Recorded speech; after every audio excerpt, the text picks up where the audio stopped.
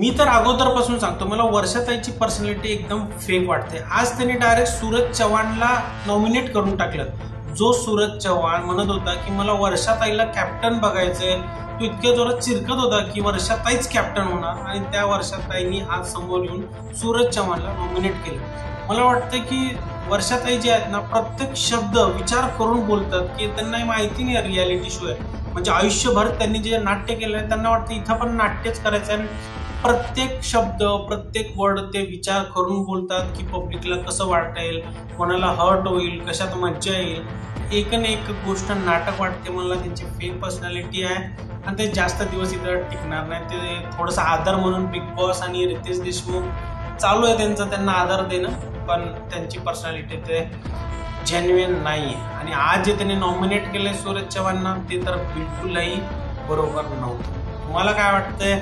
वर्षाताईची personality तुम्हाला काय वाटते? कमेंटमध्ये जरूर सांगा।